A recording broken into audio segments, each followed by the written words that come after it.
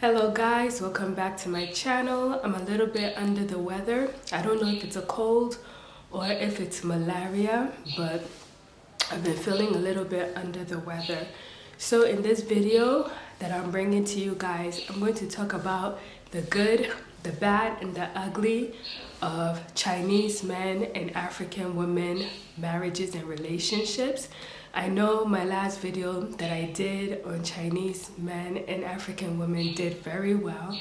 I don't want my channel to become Asian and Black channel, so that's why I want to limit how many videos I do on this topic. But I know that topic does fairly well on YouTube, but I don't want to put myself in a box. That's why I'm not doing so many of those channels. So I'm going to talk about 9 different couples. Each category, the good, the bad, and the ugly, is going to focus on 3 different couples, and I'll talk about what I think is good, bad, or ugly about their relationship. I'm going to be looking at my phone because I have all the notes on my phone. So I'm going to be reading off my phone the whole time. I hope you guys don't mind. So let's get into the video. Alright guys, the first couple we're going to talk about is Kelly and Dipeng. I believe this couple she's from Ethiopia. Him and his matchmaker with a group of others, Chinese men, they went to Ethiopia to find brides. And it was interesting how he found his bride. He didn't like any of the matches the matchmaker was finding for him. And one day they were walking on the streets and they saw Kelly working. She was selling some items, and he stopped and he started talking to her. And that's how they developed their well, they didn't develop the relationship. He just basically told her, "I want to marry you," right there and then. And she was like, "Okay." And they got married. Their relationship is developing. You can tell that they're forming a best friend kind of relationship where they're very in tune with each other. They respect each other. So that's the first relationship. So this is what I wrote. This is a new and favorite couple. A lot of netizens like them. The girl is beautiful and she's very expressive. The guy is handsome and caring. He's very caring. They seem to have developed a best friend relationship, which reminds me of Rose and her husband. They truly enjoy each other's company and have a sort of like partnership relationship. Just recently, I think a few days ago, they just had their official traditional and white wedding.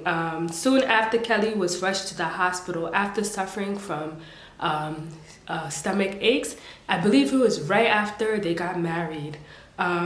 Because her husband was attentive, she had a life-saving operation to remove her appendix. So she had appendicitis. You can see how worried he was. The guy truly cared about her. He was very attentive.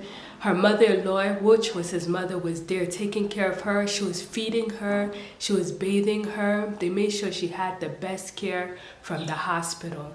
So I thought that was very remarkable. And this is couples that didn't know each other before. They just met on the street and just got married. I look forward to following their journey. I don't have much to say about this couple yet because there's not a lot of drama. They're very straightforward and direct. Before they got married, the Chinese netizens were saying she's rude. What I noticed about Kelly is she's not rude, but she talks loud. And if you're from Africa, I'm not saying all Africans talk loud, but we can be very expressive. So the thing is, her expressiveness might come off as rude, but it's just she's a loud talker, and some people are like that.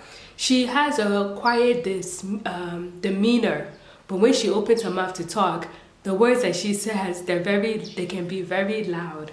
I don't think she's rude. I think she talks a little loudly, especially since her husband is soft-spoken. When her husband talks, he's very soft-spoken. His voice is lower than hers, is more calm. But it's just her personality. They're not officially married. Okay, when they were not officially married, some people will become upset because her husband is not a farmer and they think he should have married a Chinese woman. So that's one thing I've noticed about some Chinese netizens. they get upset when the guys are not farmers. They might seem more well off, so they feel like, this guy, why is he going to Africa to marry a woman instead of marrying our own Chinese women? Usually when they're farmers, they also complain. So I don't even understand. Because Chinese people think only farmers and poor Chinese men want to marry African women. And when the poor farmers do go to Africa to marry African women, they insult them. They say they don't have money, they're suffering the women, they're putting them through unnecessary stress. Either way, they always find a reason to complain. So if the guy is good looking, young, and well off, they complain that why is he marrying an African woman, because they don't feel like that African women are good enough for the Chinese man. But when it's a farmer that might not be as well off, go to Africa to find an African woman, they're upset that, you know, these farmers, they don't have money. They're going to be putting these African women through stress. They're going to bring them to China to be doing work for them, to be cleaning and cooking for them. So at the end of the day, netizens, whether they're Chinese or international, they're always complaining about these relationships. They're always finding something wrong with these relationships. I personally don't think there's anything wrong with farmers going to Africa to marry African women, because a lot of our lifestyle is in farming as well. So I don't think they're putting, most of the time, this woman in elements that make them uncomfortable. If anything, they're benefiting from these environment, because they're learning how to fend and take care of themselves through farming. Now let's get into the second couple. We're working on the good category. This is the good category. After this category, we'll go to the bad category. The second good couple is Aisha and Zachariah. I will not be pronouncing this guy's name. I need help. Zachariah. I think that's what his name is. Okay. My next couple is one of my favorite couple. I love this couple. I always watch their videos. That is Aisha and her husband Zachariah. What I love about the husband is that he's assertive. I remember when they first got married, there was a man who might have been sponsoring their video. When Zachariah went to, I think it was Tanzania, to marry Aisha, there was a man that was like the interpreter that was working with him. I think his matchmaker, who was also the one that was maybe sponsoring his wedding and maybe their marriage as well. As we see later on, that the guy is not a very good guy. He's, you know, a very mean and evil guy. That man brought his brother into the situation when we saw this other guy that came in after the wedding, and that guy was kind of trying to get between Aisha and her husband, trying to put Aisha in an uncomfortable situation, flirting with her, just being just crossing boundaries with her. They started exploiting and terrorizing Aisha and her husband, more Aisha than the husband. They were being, in my opinion, racist and being very discriminatory towards her, the things they would say to her, the things they would try to make her do, treating them like, I put the word slave. It wasn't really like slaves, but they'll be ordering them around, especially Aisha, do this, come here. The way he would talk to her, and he'll say come here to her, and she immediately had to come and do whatever frivolous thing that he wanted her to do. That word, I butchered it. But he'll have her do things that were unnecessary. Like one time she was heavily pregnant, and he made her carry this very heavy, large pot on her head, because that's what African women do. And the fact that he did that while she was pregnant was really obnoxious, and I was upset that the husband didn't say anything. And Aisha, you could see she didn't want to do it. Anytime they were around, she was very unhappy. They were monitoring them, insulting them, and trying to control every aspect of their life. Every time they went for a doctor appointment, one of the brother will force himself to go with them, and he'll be reading their medical documents, which I thought was very inappropriate. They were constantly in their house every day, eating their food. Late at night, they'll be in their house, not allowing these people to rest or to sleep. They will force them to promote Chinese products that they wanted promoted, not the ones that related to Aisha and her family, that were more suitable for them. And it was nonsense product that they would be having them to promote. Some of them would be food that Aisha couldn't consume because she was pregnant, and they would try to force her to eat it. You can see how unhappy she was about it. I personally believe that they were taking money from their social media accounts, the money that was supposed to be going to Aisha and the husband while they were creating this content. I believe these guys were managing and taking the money. I think in this situation, the netizens, they did very well because they came together, complained about Aisha and her husband's situation, and they finally took matters into their own hands and they got rid of them. I was so happy when those guys left because I realized it wasn't just me that found them to be very disrespectful, very rude to the family, but it was other netizens because they left. They were mad and they took money that they were supposed to give to Aisha and her family, and they went to random farmers and just gave the money out. It was kind of like they were trying to insult Aisha and the husband, saying this is the money that was meant for you, but we're going to give it to someone else since you don't appreciate what we've done for you. The husband didn't give up. He continued posting videos on their social media accounts. He found a new sponsor. He even started posting on YouTube, and now their channel is over 1,000 followers, which I'm happy about. And they get a lot of views. They get a good amount of views, at least between, I think, 4,000 to 5,000 views on their YouTube channel. I'm sure they get more on their Chinese channel as well. So this couple I'm very happy about. Okay, they also just had a beautiful baby girl. Okay, they had a beautiful baby girl. Aisha is currently recovering and she's not doing as much, but I noticed she's promoting all of the products that the husband is selling. So I'm really happy about that. She's seeming to be taking more initiative and she's being more interactive, opposed to when those other brothers and sponsors were around, where she was to herself and she didn't want to interact or deal with them. Now that they're gone and it's just her husband and her promoting these companies, she seems more happy, more engaged in the products that they're promoting. She's taking care of the baby.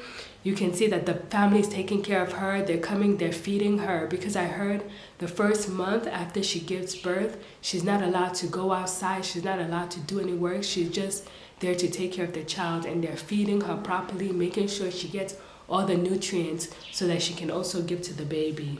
I think that as time goes on and she becomes healthier, the baby gets older, she'll become more engaged in promoting products with her husband, but she's doing well so far.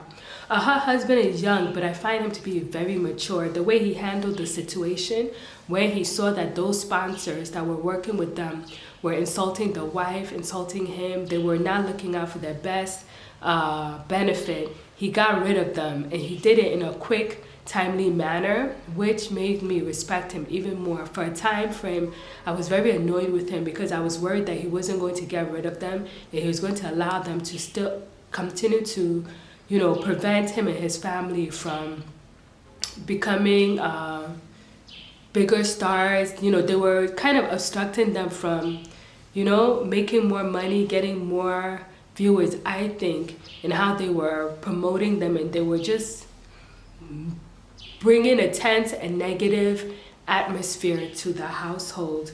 The fact that he chose the well-being of his family over money shows that he's a man of integrity. If it was another man, he would have continued allowing these wicked men to continue to stress Aisha, because they were very stressful, not just to her, but if us viewers were stressed and upset watching how they were dealing with Aisha and the family, imagine how she, who was heavily pregnant, was feeling. They were insulting her, they were stressing her, and even harassing her when she was pregnant. Imagine what they would have done after the child was born. They were already calling themselves the uncle of the child, even though they weren't related, and they didn't even treat her well. So they would have exploited that child for views, I'm pretty sure. I hope they never try to come back in their lives. I hope those guys are gone for good. I'm sure Aisha said something to her husband and he listened to her. That shows how much he cares about her well-being and respects her feelings. Everyone knows she did not like those guys. Her face, you can see from her face, her body language and her mannerism, anytime those guys were around, that she did not like them. Every time they were around, she would not smile, laugh, or even look happy. But now in her videos, you're seeing her laughing, teasing her husband, joking, and just seeming more happy and more free. She would even avoid them by leaving the area, and they will follow her around. That was one thing I noticed. Anytime they were around, she would either go outside to get fresh air, or she'll go into another room and they'll follow her. There was a time when she started hitting them. One of the brothers, she hit him twice.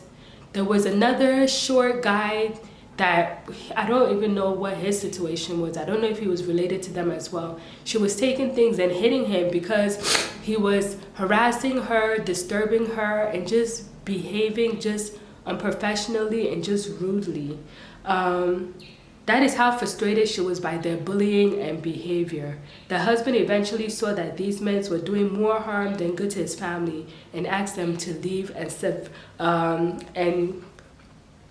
terminating their contract with them, because I'm sure they had a contract where these guys would be bringing them products to promote, and that's how they were making their money. So he decided that he didn't need their service anymore, that he's going to do it on his own. I personally think that content when those guys weren't around was always more better. It was more peaceful, and the netizens, I think, are as happy as I am and relieved. I know that I'm looking forward to seeing more of the content, see the child grow up, see how they deal with each other, and I hope Aisha will be more active and more focused in helping to promote products so that they can make money. And I hope they come up with other content as well so that they will get more viewers and more audiences. I wish them well in their marriage. I hope that they have a happy marriage and that they're both able to work together to help their family to grow. Hopefully Aisha will recover and stop helping more with content, maybe find some kind of niche or skill that she has that she can bring to the content. We know that the husband is promoting products. Maybe Aisha can find something that she's good at and do that so that viewers will be more interested in her personality and see more of her personality come out. All women, they recover differently during childbirth, and I love to see how well the family is taking care of Aisha. They're really taking care of her. They're showing her so much love. But the mother is an elder woman and she needs more help. So I'm hoping that after this child has gotten older and Aisha is done with her 30 days rest, she'll be more active in helping the mother, learning how to cook more, being the one to prepare the food so that the mother can rest, go out to the fields and do more farming or whatever household task that the family does, that she can get more involved and proactive in helping the family with their businesses, because they do have different businesses where they distribute food items like goods and stuff like that. So hopefully Aisha will be able to help them with that as well. So let's move to the next couple in the good category. Alright guys, the next couple in the good category, her name is Tina, and I think the last name or the husband name is Awazi, but I'm not sure. I've been following this couple for a while, but I didn't really watch their content until recently, where I just binge watched their content because I was curious about their content. I believe the woman Tina, she's from Nigeria, but I've also heard she's from Ghana. I personally think she's from Nigeria, but if you guys watch their channel, correct me and let me know if I'm right or wrong. Is she Nigerian or is she Ghanaian? And they have a beautiful daughter. The mother is very stylish and soft-spoken. Tina knows how to dress. Her fashion is, I want her closet. Like the clothes in her closet are amazing, and I think that's why the Chinese netizen love her, because she's very put together. She's not unkempt. She takes care of her body. She takes care of her diet, what she eats. Her and her husband, they're always at the gym working out together. So she's always on point, and they love that. I've heard that the Chinese netizens, they love her.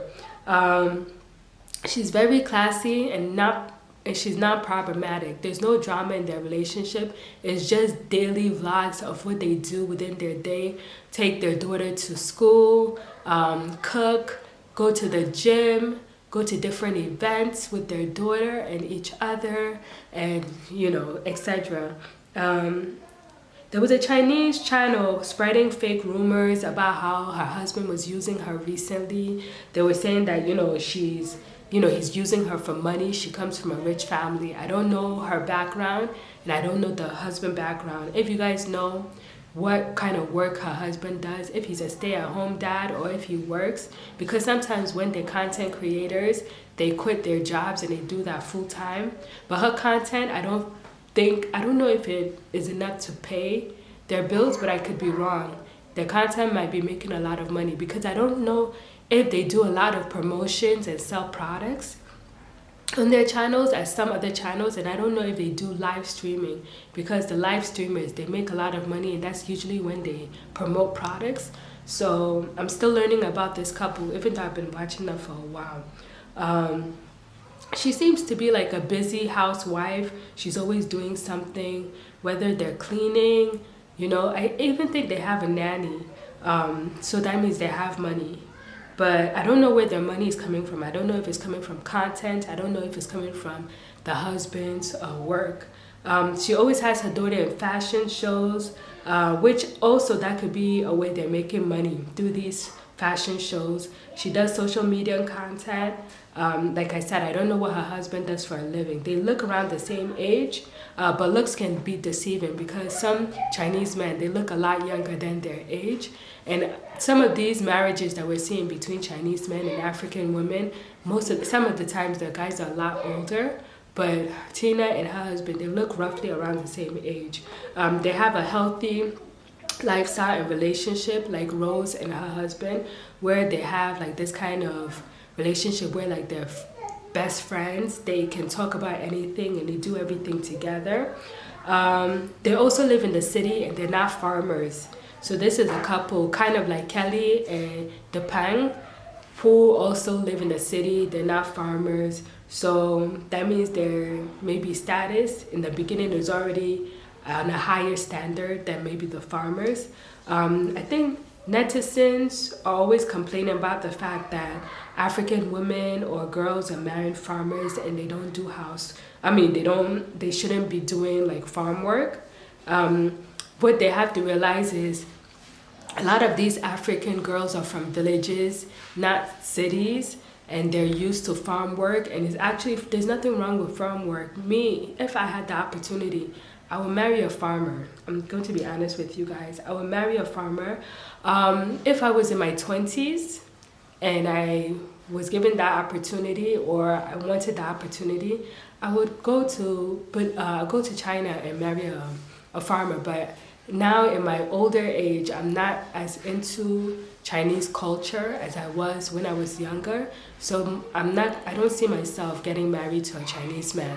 I'm not into the culture as much as I was. But if I was still as into the culture as I was in my teens and my 20s, I would have also married a Chinese farmer.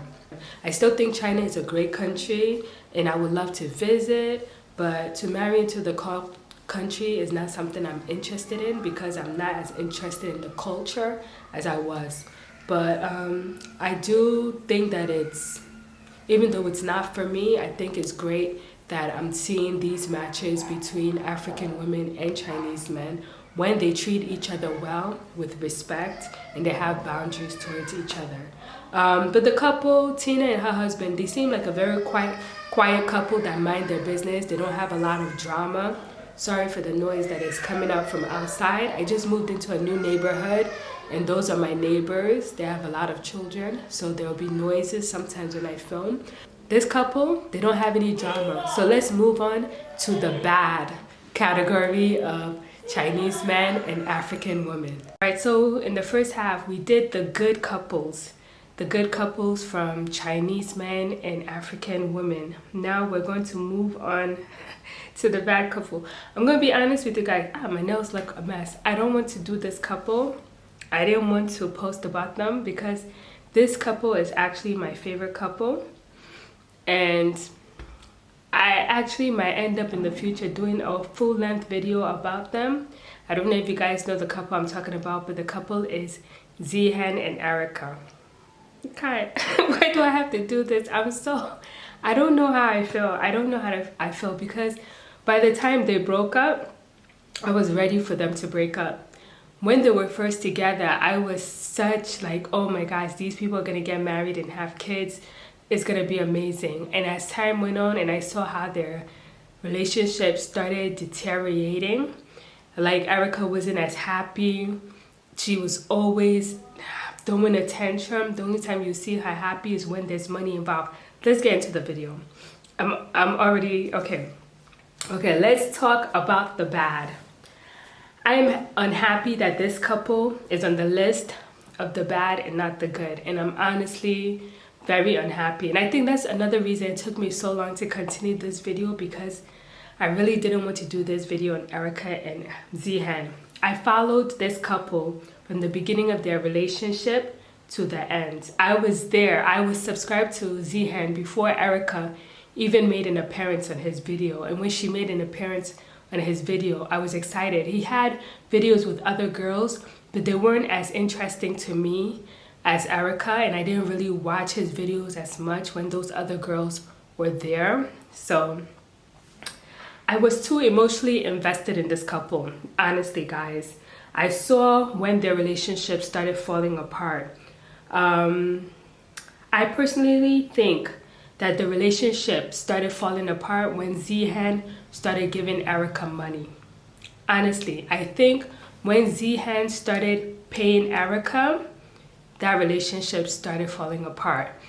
As I was saying, I personally believe, it doesn't mean it's true. It's just my opinion. I believe that when Zihan started giving Erica money, that is when their relationship started going bad, started becoming toxic, because she started relying on that money and depending on that money, and eventually using him because of that money. Some people will say, oh, no, but that's my opinion from my observation. It's okay for a guy to give his girlfriend money, spend money on her, but the way he did it, it was kind of confusion whether she was his worker, she was his girlfriend, and I think it came to the point where she was demanding money because she felt like she was contributing to his success on YouTube, and because of that he should be paying her. And I don't agree with her assessment, except if they were business partners, which they weren't. But I feel like in her mind, because she was on his channel so much, she felt like they were business partners and he should be paying her whatever revenue that he's making on YouTube. And I don't think that was a right thing for her as a girlfriend to be thinking, or as a future wife to be thinking that way. I mean, eventually when they got married, then they can discuss finances, and she also started her own YouTube channel to make money. I'm going off topic. Let me go back to what I wrote. All right. I felt like the relationship became confusing with how Erica became aggressive towards Zihan. She was constantly hitting him when he said or did something that she did not like. It could have came off in some way as her being playful, but it wasn't, because he was constantly flinching, and it seemed like she was hitting him hard, and it was a constant thing to the point where people were reacting to it and telling her to stop. And it took her like around a year before she stopped. She only stopped hitting him in 2005, and she started hitting him like in 2003, 2004. Like, I think after they went to China, that's when I started noticing her being physically, aggressive with him, always constantly hitting him. And it was uncalled for. It didn't make sense why she was doing it. I didn't like it. I thought it was disrespectful, because if he was the one that was hitting her in the same way that she was hitting him, there would have been an uproar. People would have said he needs to be arrested for domestic violence, etc. But it was her that was doing it.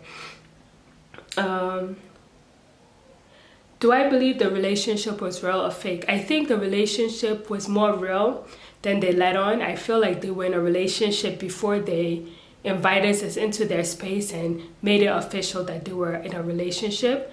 I think the way Zihan did it was in a storytelling form. People might not have liked the way he did it, but when you're in a relationship, you date someone first before you decide if you want that person to be your boyfriend and girlfriend. And some people, it's like social media has made it in a way where people don't understand that you have to get to know someone in a relationship to decide whether they're compatible with you, as if you want to be in a long-term relationship with them. So from the beginning, people were already calling Erica Zihan's girlfriend, and he was like, no, we're not boyfriend and girlfriend. And he was right. He wasn't lying. They weren't boyfriend and girlfriend. They were dating, and maybe they were hooking up. We don't know. But she wasn't his girlfriend until he officially asked, and we saw in real time. Yeah, they were dating, but they weren't boyfriend and girlfriend. And that's how sometimes, especially women, we get very confused. When guys take us out on dates, buy us food, give us money, buy us clothes, we automatically assume that that person is our boyfriend, and that's usually not the case. You have to date someone before both of you can decide if you want this relationship to become a committed relationship. And usually it's the guy that's supposed to ask the girl, can you be my girlfriend? If the guy does not ask you to be his girlfriend, then you're not his girlfriend. You're just a girl that he's dating and hooking up with. So people are saying, oh, he's lying, they're boyfriend and girlfriend. And he was telling people, no, we're not boyfriend and girlfriend. And he was right. So I believe the relationship was real. I believe they were dating until he finally decided he wanted her to be his girlfriend. But for me, I felt like, especially after their relationship became official, that's when Erica's personality really started to change. Before, she seemed very into him, like she wanted to be his girlfriend. She wanted the public to know that they were in a romantic relationship. When he finally gave in and let people know that they were in a romantic relationship, it's like she emotionally pulled away from him and stopped working as hard to have his attention, be affectionate towards him. She wasn't touching him as much as before. She didn't seem as she wanted to be around him, in my opinion. Like every time you see her on camera, she'll be throwing a tantrum, she'll be looking unhappy until he gives her money. It's like every single video, it was the same thing. Erica looking bored on camera, looking like she's being forced to be on camera. The minute he gives her money, you're amazing, you're this, you're so generous. It became annoying. In the beginning, it was cute, it was fun because it was something new, it was out of nowhere. But she did it until they broke up, and I was like, so this is your character. There's no development to your character. It's going to just stay the same throughout this whole relationship, where you don't seem interested in the guy until he hands you money, and then all of a sudden, I was tired. Guys, I was fed up with that aya. I was like, she needs a new word. She needs something else to be saying besides this aya. I was tired, aya. You understand? At least say, what the Maya? Say something different. But the aya, I just got tired of it. And every time she said it, I was tired of it. Okay. Let's not just focus on Erica's flaws. You understand? Because even though she seemed like she loved the money, it was funny. I'm not going to lie. I thought it was hilarious. It was entertaining. But only on camera. Off camera, it wasn't entertaining. Because I was like, okay, they can be doing that for our entertainment, but how is their relationship off camera? Because that was the most important thing.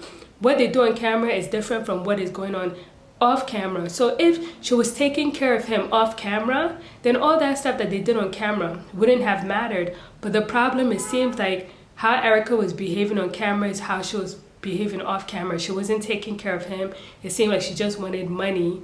Because anytime Erica was sick, this guy would be moving mountains to make sure that she's feeling better. He'll be buying her medicine. He'll be taking care of her. From when they were in China and they both had colds, He was the one taking care of her. She is a model. She's supposed to be kept, but sometimes she'll look like she wasn't taking care of her appearances.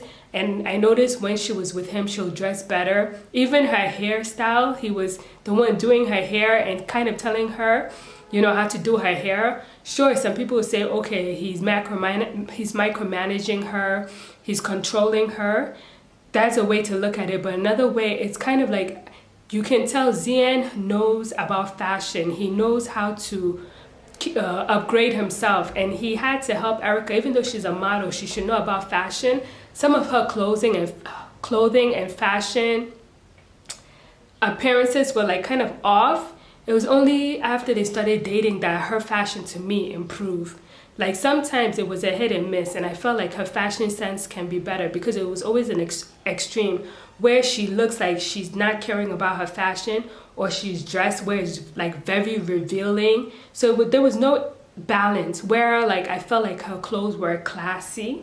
You know, it was always like it looks frumpy or it looks very sexy, but there was no like balance. Only when they were together, sometimes her clothes would look more put together or so. So sometimes when a guy is more mature and he has a better sense of fashion or whatever, he's going to give you pointers, especially if he's your boyfriend and he wants you to look, you know, a certain way, you know, to get up to whatever level he feels he's at. So that was the thing. And I feel like Erica was so sensitive that it bothered her. She doesn't like constructive criticism, at least from him. Like when us viewers would tell her or give her advice, she'll listen to us. But when it's coming from her boyfriend, she did not want to hear it. Like everything he said, she was like, no. If the guy said the sky is blue, she'll say, no, it's gray. You understand? It was things like that. She was always fighting him on small things that didn't make sense. Like, why are you fighting him over things that, whether he's trying to help you? She was coming off like sneaky, hiding. That if I do a full-length video, I will go into details, but I don't want to just talk about Erica's flaws because people are going to say I'm being biased. But let's talk about Zihan flaws because he had a lot of flaws himself. Guys, even though I'm a fan of both of them, if I'm going to be biased, y'all know, but Zian had his own flaws. So for one thing, Zian is a people pleaser. And that's why it was easy for Erica and other people to take advantage of Zihan because Zihan does not like when people don't like him. Everybody must like Zihan.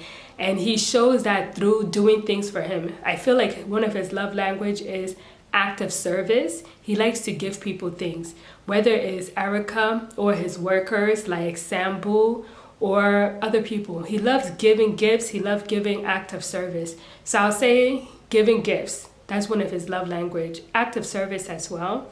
But I think with act of service, he prefers people to give him act of service. He does that as well. But giving, he loves to give people gifts.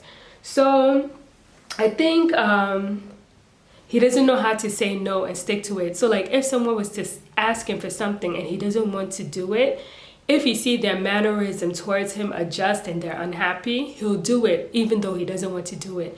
And I feel like that was a conflict that he really had with Erica. Like she'll want him to do something that he doesn't want to do, but to please her and to keep her from being upset, he would do things that he doesn't want to do. And that was a no. That kind of, because the fact that he couldn't put his foot down and say, no, I don't want to do this, it kind of messed up their relationship. Because I believe that if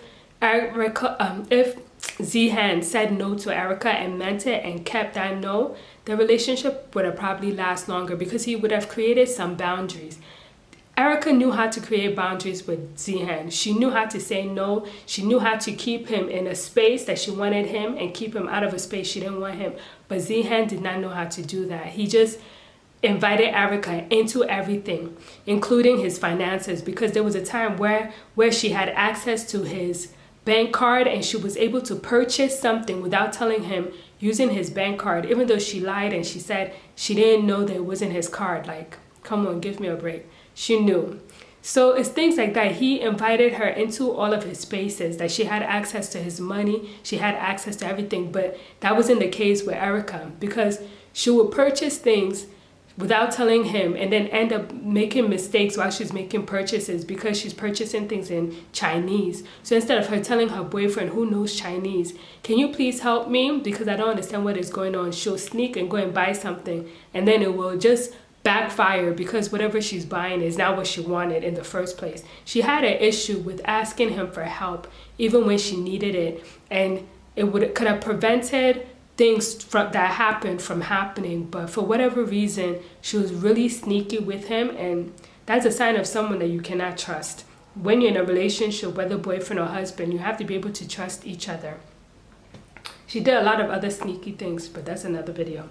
Another thing with Zihan is, let me continue on that people pleasing. I feel like Zihan is doing it for two reasons. It's like he's buying friendship. He wants people to like him so much that he feels he has to give them things for them to like him. If he doesn't give them things, then they won't like him. Another reason is he doesn't want to feel like he's using people. Even though people are saying that he's using people, he gives people money and gifts because he doesn't want people to think, like when I say people, like us viewers, the netizens, outside viewers, to think that these relationships, he's using them. So he's letting us know, oh, look, it's an exchange. It's an exchange. I'm giving them, and in return, they're also giving me. And I understand that to a certain extent because I have that kind of personality too. I don't like getting things for free. I don't like people doing things without me giving them back because I don't want to feel like I owe someone anything or they feel like I'm taking advantage of them. And I feel like that was Zihan's problem. He didn't want people to feel like he's taking care of the African people that he's around. So it kind of looked like he's buying their relationship, their friendship, because he's constantly giving them money and gifts. And you don't see that exchange. Like when I see Zihan's relationship with the African people around him, I feel like there's an imbalance where he's giving more than he's receiving. But that's my opinion. It might not be his opinion because the experiences and memories that he's building with these relationships might be more valuable to him than gifts and money. And that's the case with some people. Some people, they prefer money and gifts, like Erica, and some people like Zihan prefer memories and experiences. All right. I wrote, Zihan needs to realize that he doesn't have to give people things in order for them to want to be a part of his life. And that's a big thing. Some people don't understand that. Your worth is not in what you have to give people or what you have to get. So that's something he needs to realize. You don't always have to give people things. There's sometimes where it's okay to just be in a relationship with people without them expecting something from you. Just appreciating you being in their lives. Another flaw, and I'm sure there's many, but I want to keep this video not too long and not too focused on Zihan and Erica. Another flaw that I noticed about Zihan is that he talks too much. Oh my gosh. Zihan is a very good looking guy. This guy has a lot to offer, but Zihan talks too much. He doesn't know how to, he crosses boundaries, he overshares. And I understand in the streaming platform, because you're talking to strangers for a long period of time, for hours at a time, so they'll be asking you questions and then you have to answer. But sometimes there's not everything you need to know. And I feel like that was one of the mistakes he made in his relationship with Erica. If they're having issues, he needs to bring that to the table. That one I like because Zihan, his emotional intelligence is very high. He's very good at communicating and being direct and addressing his point. So I'm always happy whenever him and Erica had issues and he brought it to the table. But what annoyed me was the nitpicking, the nagging that he always did with Erica. If he had issues with Erica's personality, blah, blah, blah, blah, talk to Erica about it. Make sure that Erica is aware that you have this issue and figure out a way where you guys can both address these issues and fix them. You don't have to come online and tell everybody Erica's business, all the issues that you have with her. It's not good. It's not a good thing.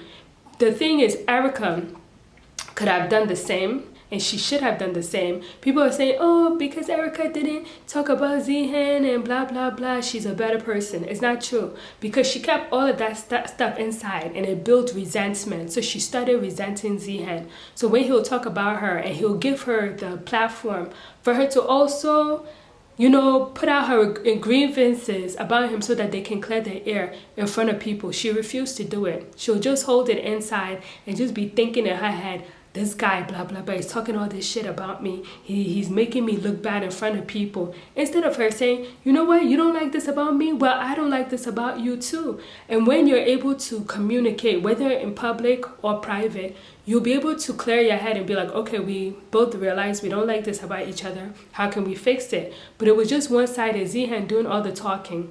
And anytime he asked her to do talking, she refused. She didn't want people to know that, they were having issues. She wanted to have, she liked to keep appearances. She likes things to be looking pretty and to be looking nice when in actuality, their relationship was falling apart. And when you have that kind of mentality, you cannot fix the issue if you're pretending there's no problem. If there's a hole in the boat and you do not recognize that there's a hole and you need to patch it up, you're going to sink. And that's what they did. They ended up sinking because Erica didn't want to address their problems, and if you don't address your problems, you cannot fix them. Zihan was doing all of the addressing because he wanted to fix the problem, and I feel like Zihan liked Erica more than she liked him, and that's why he was more passionate and more emotional about issues that was going on. Yes, he was coming out and airing their business online because he's a streamer and he doesn't have boundaries, and I'm hoping in his next relationship he'll learn to have boundaries and not be telling all his girlfriend's business. We don't need to know that Erica's IQ or her emotional intelligence is low. You know it, she knows it. Help her to increase her emotional intelligence, but you don't have to come online and let everybody know. We can see from her actions that her emotional intelligence is not as high as you, but you don't have to bring it to her attention. Things like that. Because it'll wear on her self-esteem or wear on her confidence, because she already came into the relationship with a low confidence. I know people don't think so because she came all feisty and but you could tell that Erica had a low self-esteem before she got into the relationship with Zihan. And being in that relationship, it made it even worse because he was very direct, and I noticed that about a lot of Chinese guys, especially these Chinese guys that are marrying these African women. They're very blunt, they're very direct. Their sensitivity is not on a high spectrum. They don't care, and they don't do it. I don't think they do it out of malice or ill intent. I just think that's the way the culture is, where they're very direct and they speak direct about something. And in African culture, it's the opposite. And I say African culture because I've noticed it not just in Nigeria, but I notice it in other African culture where they're not very direct. They're very indirect about certain things. So sometimes you don't even know how a person feels until later, or until they do an action that shows you, oh, this is how the person feels. They won't tell you directly how they feel, but you'll find out eventually. And that's how Erica is. So her and Zihan, they had two polar opposites, how they communicate. Zihan was great at communication. Erica, not so much. She was not good at communicating at all.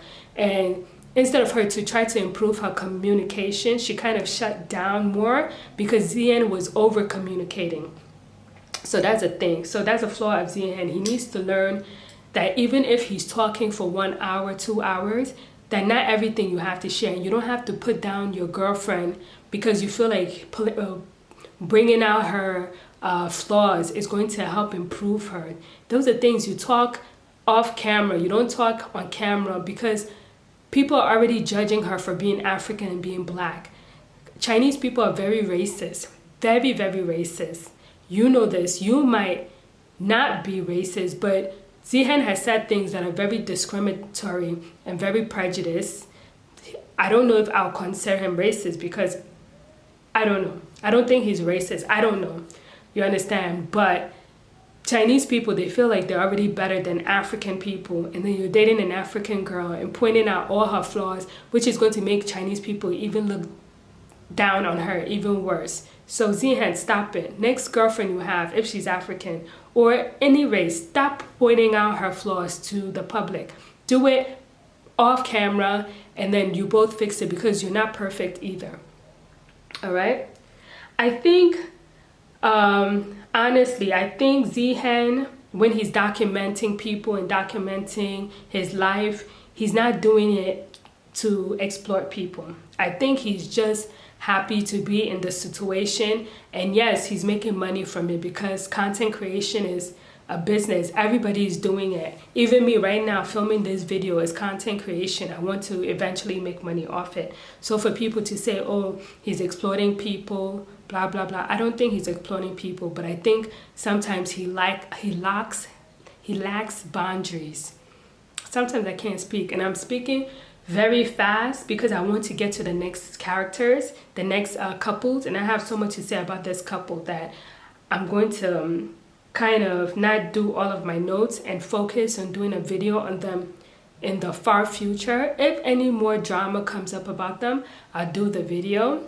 I want to do the video, but I don't want any issues to develop with them from my video. That's why I've been holding off doing a video on them.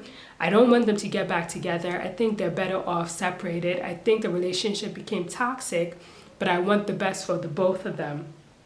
All right, so I'm not going to continue with the things that I wrote about Zihan and Erica because I want them to both move on peacefully, because there was an update where Erica met with Zihan and she offered him back some money for the shop that he invested in, and she said that she was going to do a payment plan to pay him off the money because Erica thinks that money was the reason for their breakup when money had nothing to do with their breakup. Zihan would have been happy giving her money.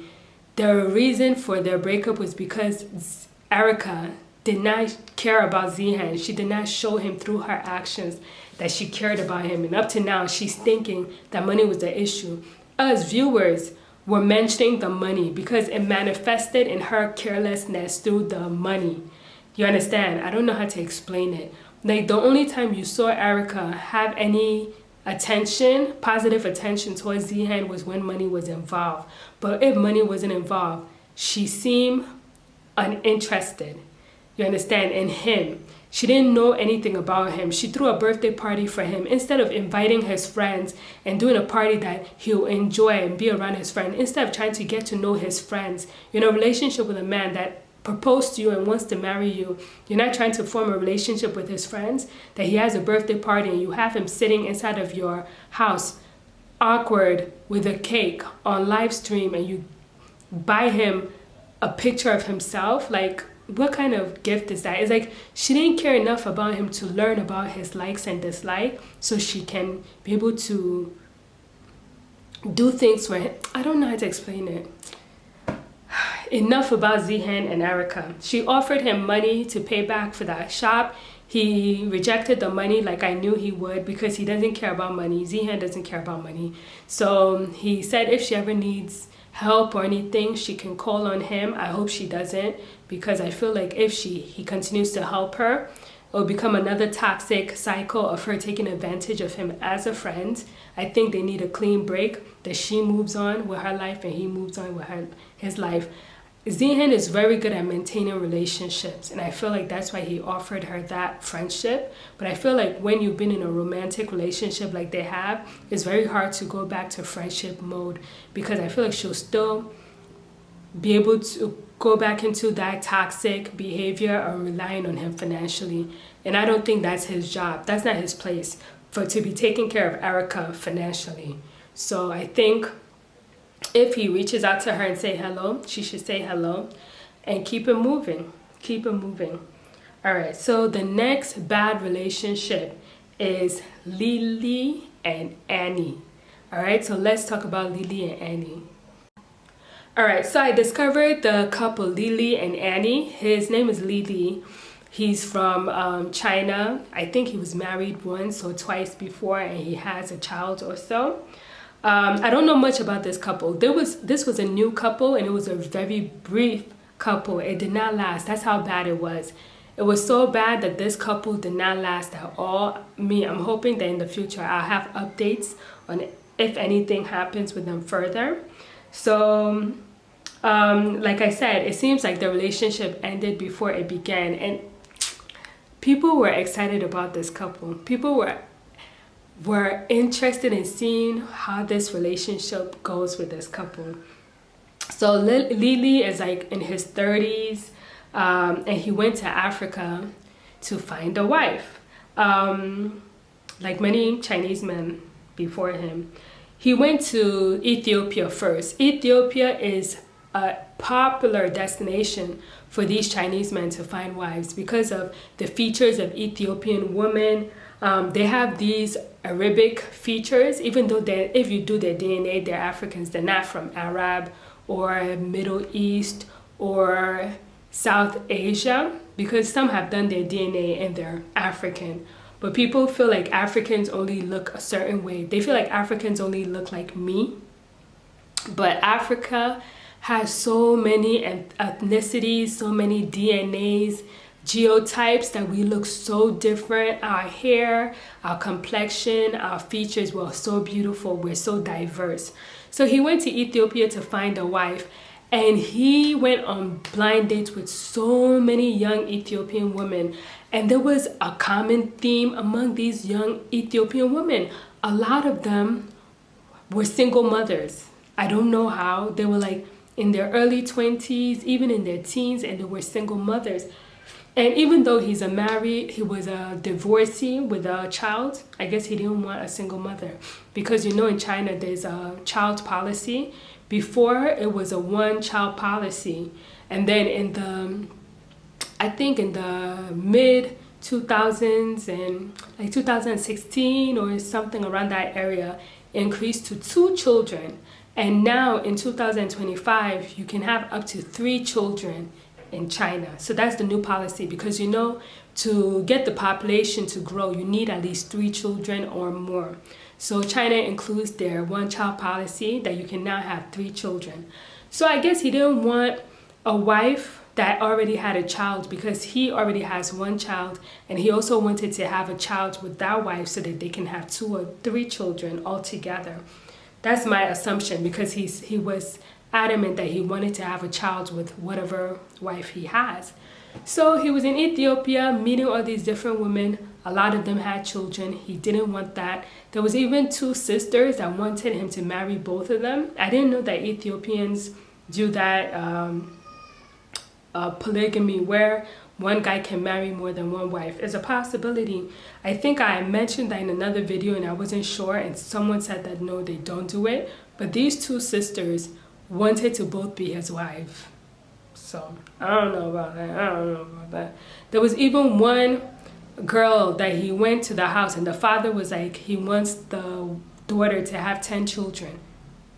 Is the father not aware that this man is from China, where there was a time that they could only have 1 child, and you're telling this man, even though it might be a joke to us, but you're telling this man, who probably that policy traumatized the country, that you want the daughter to have 10 children. He was like, nope, I'm out of here. To the point where the man, Lily, left Ethiopia and went to, I think, either Zambia or I think it was Zambia. He went to Zambia or Gambia.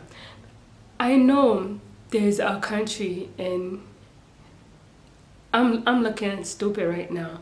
I'm not sure if he went to Zambia or Gambia, but he went to one of those places, and he found this beautiful African girl named Annie. She is gorgeous, but you know what? She looks like me. In China, you know Chinese people, they don't like when their Chinese brothers and sisters marry people that look like me. They were not happy that Lily went to Zambia and left Ethiopia with their Asian features, their Indian features, to find a wife that looks like me.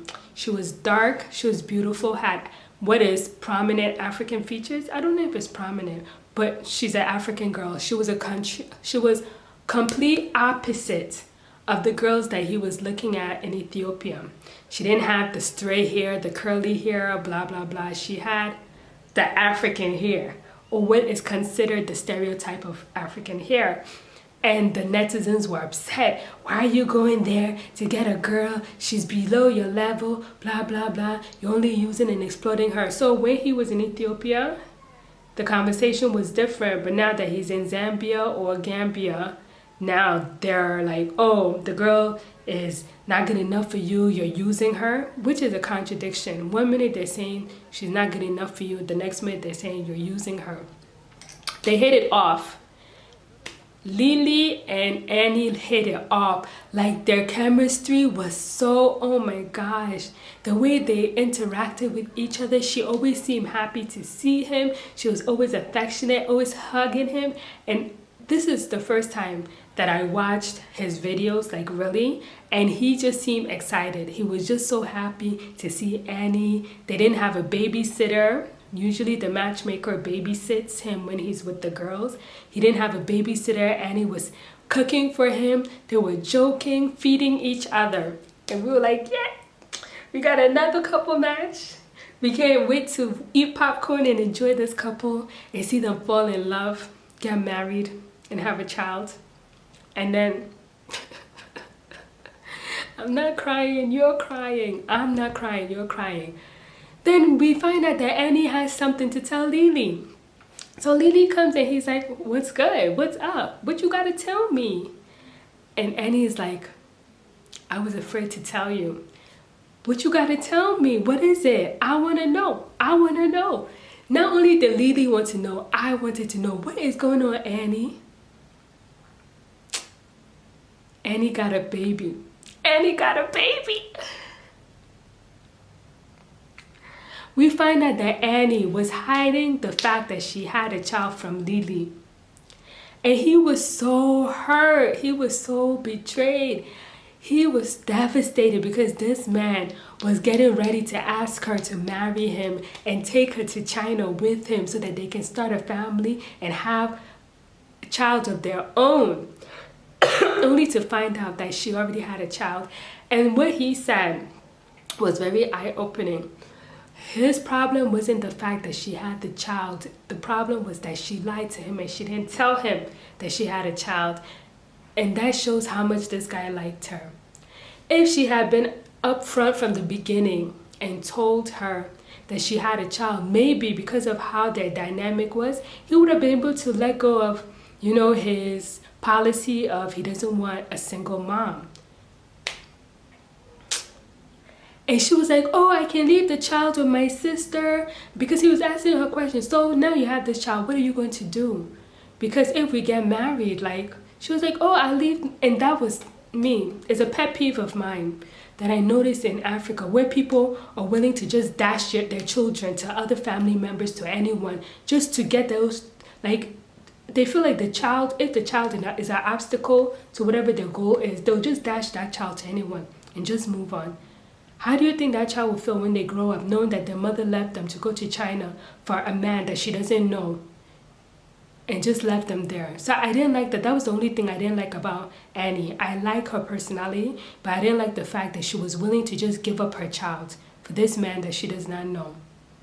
And you hear a lot of African women say that when they have a lot of children and they want a better life, they're just willing to get up, leave their child with some family member and just move on with their life. She didn't even mention, oh, maybe I can leave him for my sister to raise him up to a certain point and then we can bring him in the future into the relationship and then we can take care of him. She didn't mention any of that.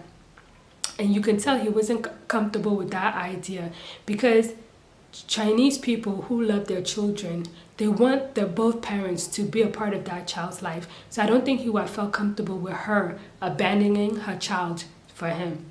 So that was what we heard from Lily and Annie. I don't know if there's any update. I don't know if he's going to look for another wife. I really like them together. But now I'm looking at her sideways. He's looking at her sideways. Everybody's looking at her sideways. And they wanted them to fail because she wasn't the typical, to Chinese man, beautiful, wife. They wanted him to be with an Ethiopian. And then this happened. So it was like, damn it. Annie, we were rooting for you. We were rooting for you, Annie, and look what happened. So we'll see. We'll see if Lily decides that Annie is worth it, whether she has a child or not, or if he'll decide to move on. All right, let's go to the next couple. Hi, guys. I want to give an update. Lily and Annie are still together. I don't know if she's just working for him as an interpreter, or she's going to be his wife, but they're still together. So I just wanted to give that update. I'll update you guys in the future when I find out if she's just working for him as an interpreter or if she's going to be his wife. All right, let's move on to the next couple. All right, this couple in the bad category. For me, I personally don't think they deserve in the bad category, but a lot of netizens are in an uproar and putting them in the bad category, and I don't think they belong there. I like this couple. I think this couple are just minding their business, and sometimes when you mind your business, people just come and they just want to disturb your peace. And that couple is Violet and her husband. All right, so let's talk about Violet. I wrote down, I put Violet and her husband in this category because of the netizens. It wasn't because I think they belong here. I feel like they like to bully Violet and her husband, or they bully Violet using her husband. They'll make it seem like he's a bad husband, but what they're really doing is subconsciously bullying Violet. That's what I personally believe. They talk about her hair, they talk about her appearance, how her husband is lazy and make her do everything like cleaning and cooking. We don't know what they do off camera, but I can say anytime she's cooking, her husband is prepping food for her. Who do you think is buying the food that she's cooking? When she goes to the market, who's going with her? Is he not doing that? Who's creating the content so that they can make money, so that they can feed each other and themselves? Isn't that the husband? How is he lazy? Who's uploading all of the videos to social media? I don't think it's Violet that's doing it. Isn't it the husband? Who's doing the live streams for hours, answering questions so that people can see their life and documenting them? How is he lazy? That's a part of work too. There are a lot of content creators that are making a lot of money doing what the husband is doing, but y'all calling him lazy. Can most of you do what he's doing? Anyway, I don't have a problem with this couple at all.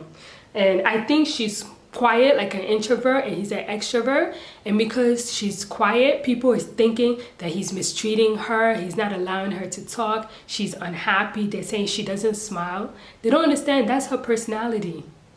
I personally when I look at her, I see her body language, how she interacts with him.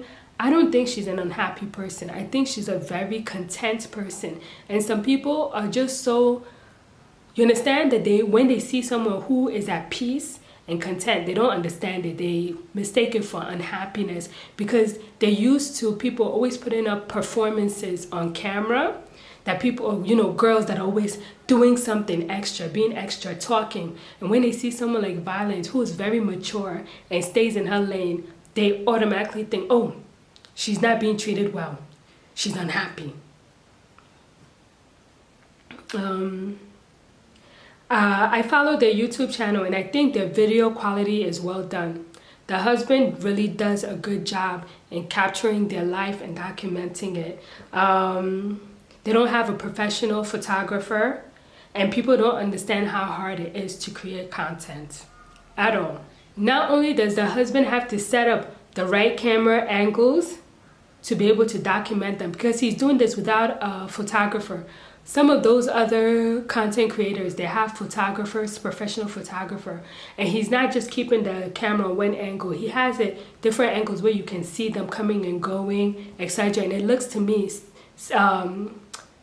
cinematography. I don't know how to say it.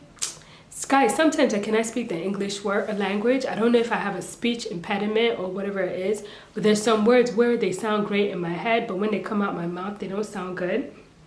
So, like I mentioned, he's the one editing the videos and posting it, and that's bringing them money. So as much as Violet is cooking and cleaning, he's also working as well. And I've seen him also help her prepare food, and I'm sure he's the one that taught her to cook all those meals that she's cooking, because she's cooking Chinese meals. Just like when Rose started out, it was her husband that taught her how to cook all those Chinese meals. Sure, they didn't document it at the time because maybe they didn't know about the platform, but before we saw Rose become how she is, her husband had to teach her how to cook, clean, and do all the things the way he likes it. If he didn't teach her to cook, she wouldn't have learned how to do all of those Chinese meals. Just like Violet's husband is teaching her how to cook Chinese meals.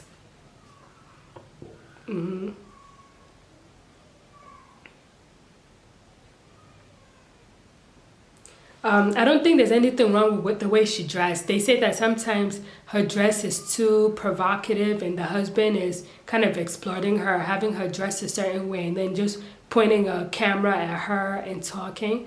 I don't agree with that. I think she's a very beautiful young girl, even though the netizens try to make her feel like her parents, something's wrong with her parents, and she has a nice body and she dresses to fit her body. She's not unkempt as far as fashion wise. I can understand her hair, you understand? But the thing is, I've noticed a lot of us Africans, sometimes we can't be bothered with our hair. She's in an area where she doesn't have access to products that will probably help her hair. And sometimes it's not the thought in her head because she's not a fashion girl, she's not a beauty influencer. So it doesn't occur to her to always have her hair done. And it sounds like the netizens want to throw on a wig on her head and call it a day. They want her to maybe relax her hair and put chemicals in her hair so she can she can appeal to the European beauty standards. Basically, that's what they want her to do.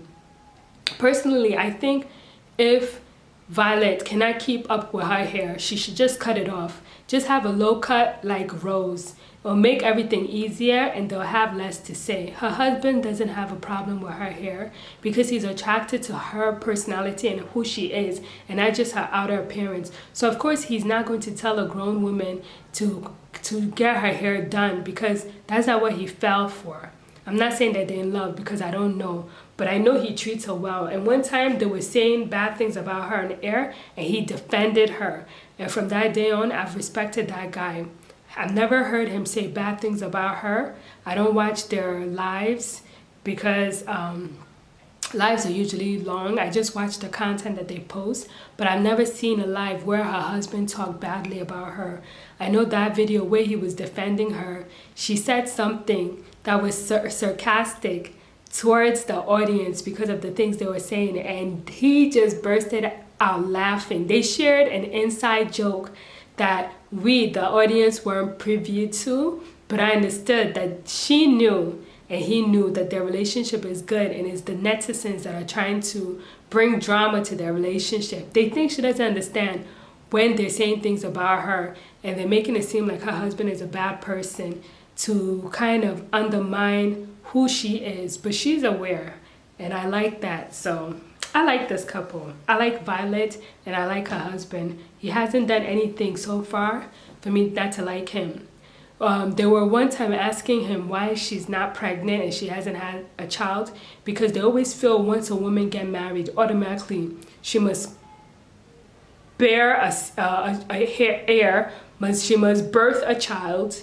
You understand? It doesn't matter how long they've been married. They feel like that's what a woman is created to do, to get married and bear a child. So they were asking him and he basically said, I don't know if he was being honest or not, he said that he's old, he already had a child, and his sperms are no longer good.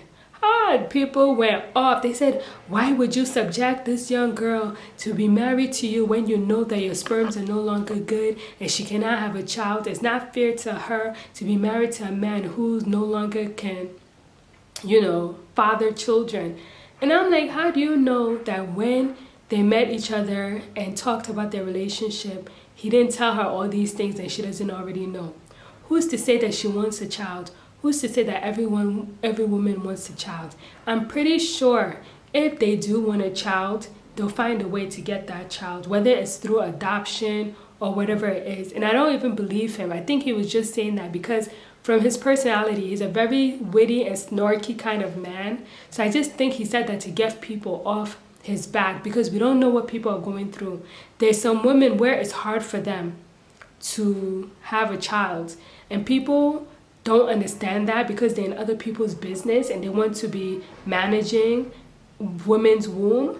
So maybe he said that in a way to defend his wife, because we don't know if they've tried and if they didn't succeed or whatever reason, or maybe they're not even ready to have children, especially if they just got married.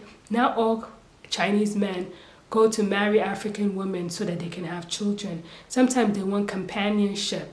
You understand? They're making it seem like he wants someone to cook for him and clean for him. But I think he also wants companionship. And there's nothing wrong with that. I'm pretty sure that Violet knows what kind of relationship she was getting into, whether the husband wants children or not, whether she wants children or not. All right. So let's move on from Violet and the husband, because there's not enough drama on them for me to say. It's just basically the netizens bullying them and making him seem like a bad husband, and Violet being unhappy when I don't see it. Maybe if I keep watching their videos, eventually I'll see what the netizens are seeing. But for now, I don't see it. All right, guys, let's move to the worst category, because we have the bad, we have the good, the bad, and then we have the ugly. So let's get to the ugly category. All right, the first couple on the ugly category is, I think her name is Aino, and his name is Do Long. Aino and Do Long. This couple, oh my gosh. First of all, the girl was extremely young. I don't know who approved of this marriage and approved of him taking her to China. I don't know if the parents approved of this relationship. But what I know is the couple doesn't make sense to me. Every time I saw them together, I was so confused about the pairing. He's an attractive guy, but he doesn't have money, so they say. Her, she's young. She's, to me, I don't know. I don't even want to talk about appearances because it's not about that. I feel like a lot of the relationships from Ethiopia, they have this kind of scammy, kind of illegal aspect to them. Like the matchmakers are not direct in how they get these girls to match up with these guys. I don't think they do them like legally. For one instinct, with this Aino and Do Long, they were in China, supposedly getting to know each other, getting married. And then they came back to Ethiopia because her father requested or demanded or commanded that they come back. When they came back, they forced Do Long to pay a large amount of money, and they still didn't agree for Aino to marry Do Long because they said that the father wanted her to marry an Ethiopian man that was the same age as the father.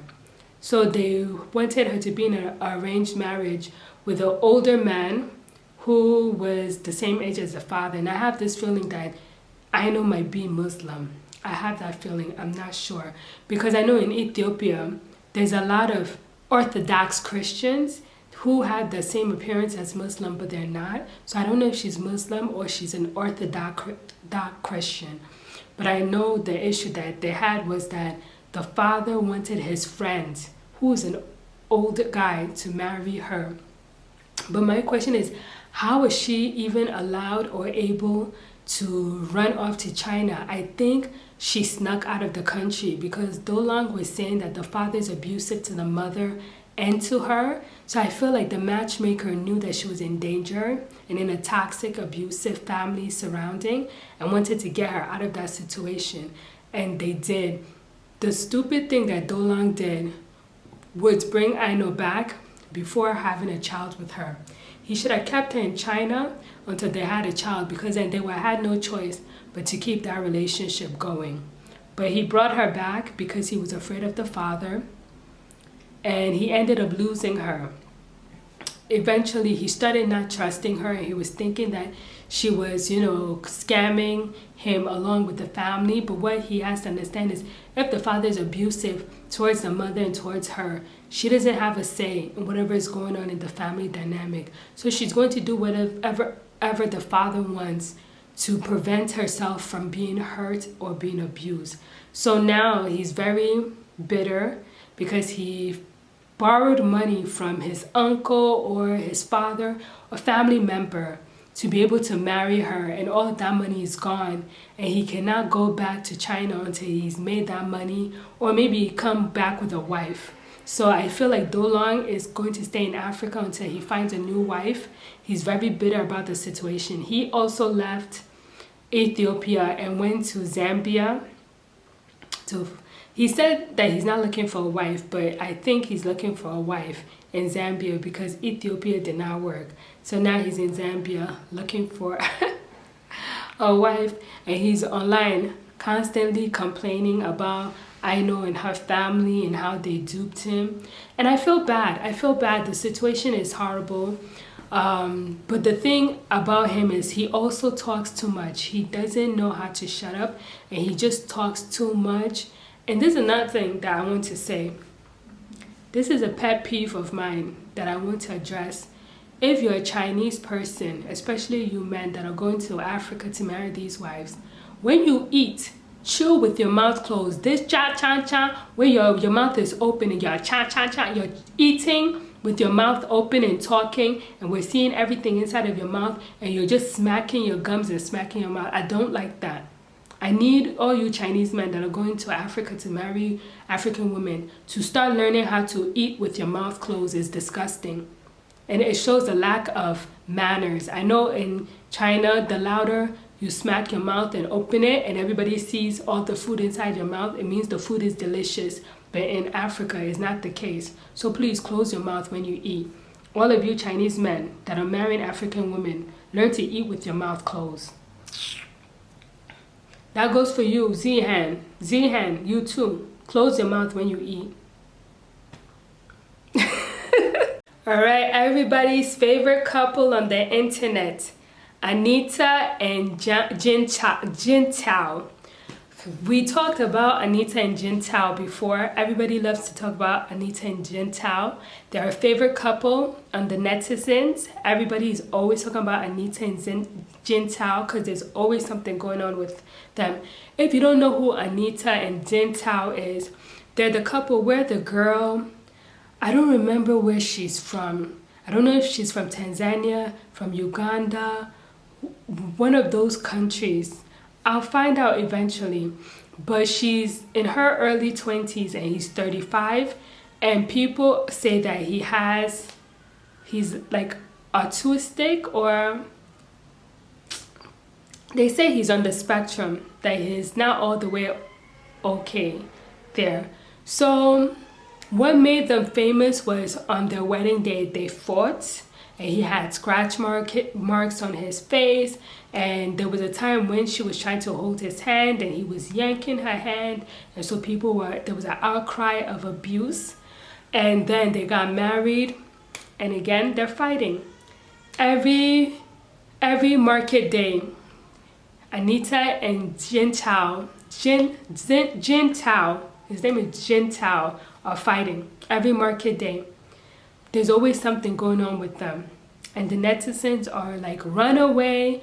And Anita's like, no, I'm here to stay.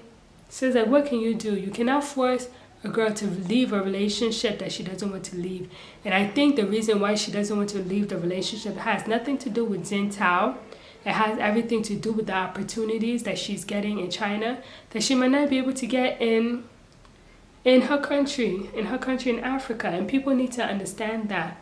And I feel like Anitta can handle herself when her and Jintao are fighting. I don't think they should be fighting. I'm not condoling or enabling fighting. I think it's toxic, and I don't think people should be fighting. But I want to say, I feel like people might be seeing her as a victim when it comes to the fighting, and I don't think she's a victim. I think in some cases she's the aggressor, and she's holding her own. I don't know if she's the one abusing him or he's the one abusing her, because it always seems like he's the one that has marks on his body, and she's like, and what? You understand? Because when they have their family meetings, she's quiet. But when she's throwing those hands, I know she's pa, pa, pa. I don't know why they're fighting. I don't know if they're talking to each other and not liking it. I don't know if he's grabbing her in a way she doesn't like and she's defending herself. At this point, it's self-defense. Let's leave it at that. At this point, I think Anitta is just self-defending herself from this guy, because when he gets aggressive, she's like, not me. You understand? And it's not good, because you don't want a relationship where you're constantly fighting your partner. So that relationship wasn't even a good one to begin with. And I feel like at this point, there's no divorce that's going to come out of it. I don't see their relationship developing where they become closer and start meshing. I feel like eventually, when Anitta gets tired, she's going to get a divorce from this guy. But in the meantime, she's going to milk those experiences, those memories for what she can. And she's gaining skills and experiences from this marriage. I don't see them lasting she might get pregnant. If she gets pregnant, they're going to last. The divorce might take longer if it does happen. I'm not wishing divorce on anyone, but if there's physical violence happening, the best thing for them is to separate before she gets pregnant and have a child. And the family, they're holding on to Aida. They're holding on to Anita. They don't want to let Anita go because she's a very young and beautiful girl. And it will be very hard for them to find another wife for him. I think it's not possible because of his mental challenges that people are saying he has. He couldn't find a wife in China. Maybe now he can, because now he has this kind of celebrity status. And I notice with women, they won't find you attractive until you have some kind of celebrity challenge. So I think status. So I think even if him and Anita divorce, there might be a Chinese woman who would be interested in him because of that celebrity status that he now has, being on social media, etc. That happened with one other guy, this old man that was very abusive to his African wife. She was Ethiopian, and he was very abusive, aggressive towards her. Then he ended up divorcing her, then tried to become a victim, talking about her to gain money and saying it was her that was being abusive when we know it was him, because we saw it with our faces, him antagonizing her, her moving away from him, him following her and harassing her. And then we heard from the matchmaker how this rich Chinese woman now wants to marry him. You understand? So it's like these guys, they were unattractive to these Chinese women until they went on social media. And social media, for whatever reason, cleans up someone's images and they start looking better. You just have to become viral on social media for someone to become interested in you. So that's the thing with that.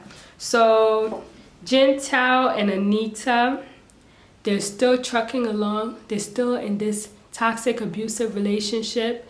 And Anita didn't need to get married. All she needed to do was go to China. Unfortunately, the route for her to get to China was through marriage. And this marriage is benefiting her in the way where she's getting experiences and memories, and she's learning skills like farming and other things. I just saw a video where she put out with her mother-in-law where they were at the supermarket, and her mother-in-law loves this woman. Or girl, or lady, she's young. And the mother-in-law and her, they have a great relationship. Unfortunately, Anita and her husband do not have a great relationship. I don't know if they even really interact without a middle person to help them. But there's been videos that says that he's trying to improve. He's trying to work on his relationship. And if he's able to do that and he is able to develop emotionally through experiences, that's perfect. That would be great for Anita. It would be great for him.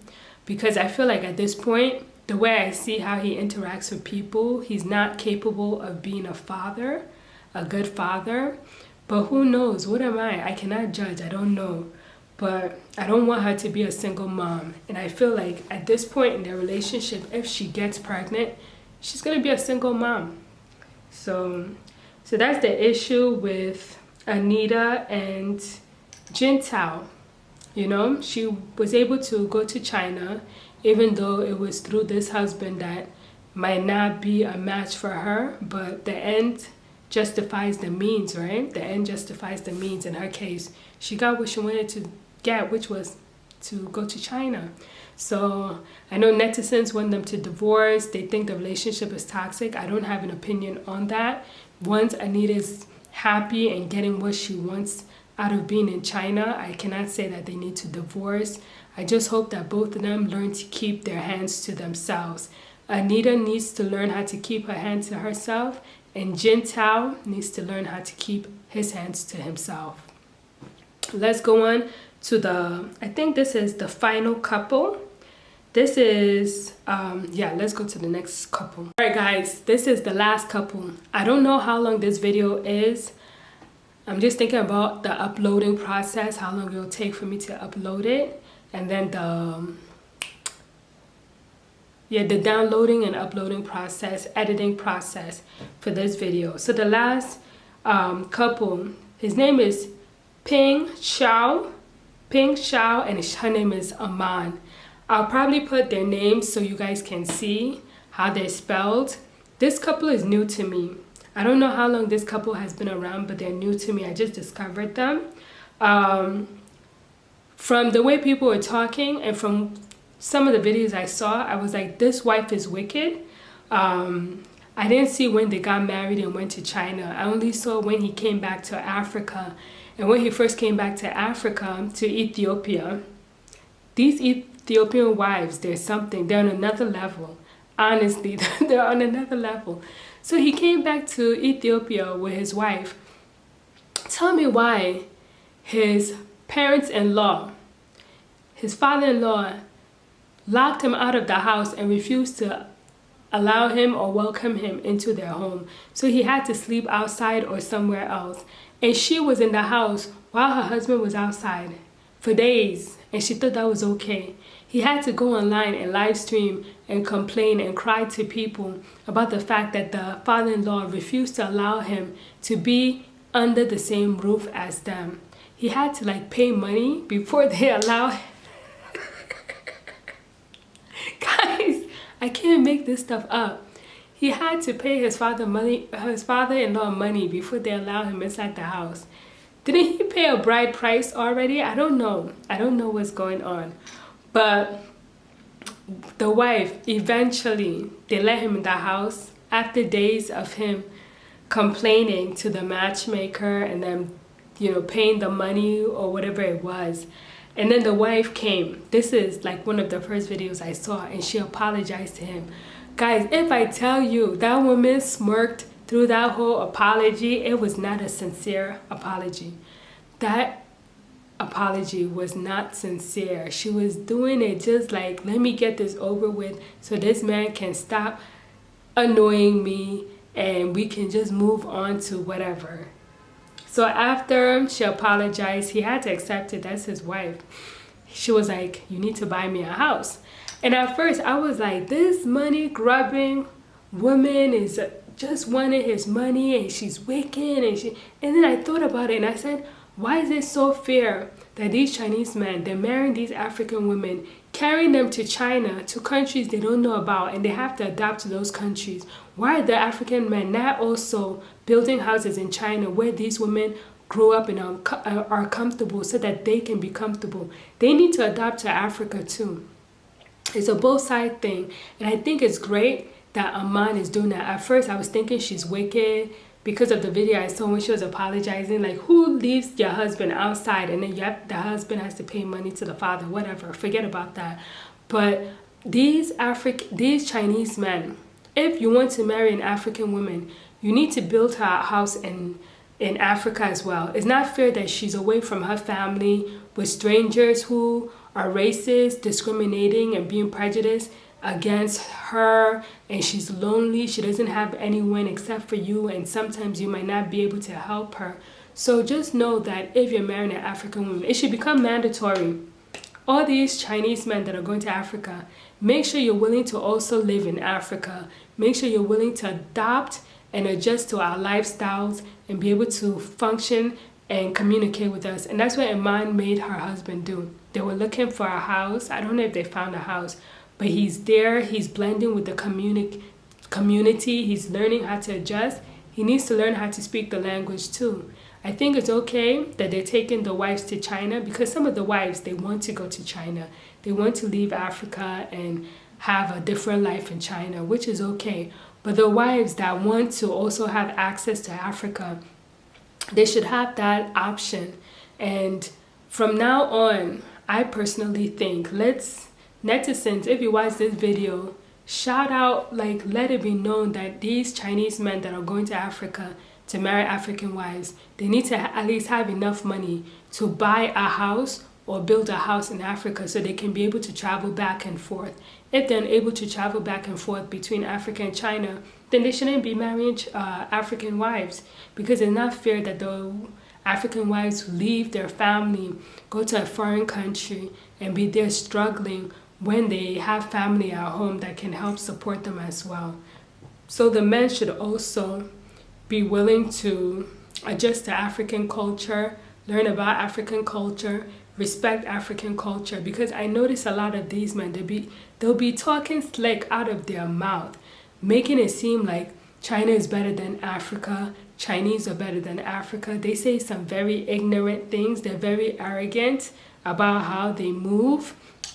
So these African women, they're showing them shege, they're showing them some things. And at first, because I'm a Gemini, I always play devil's advocate.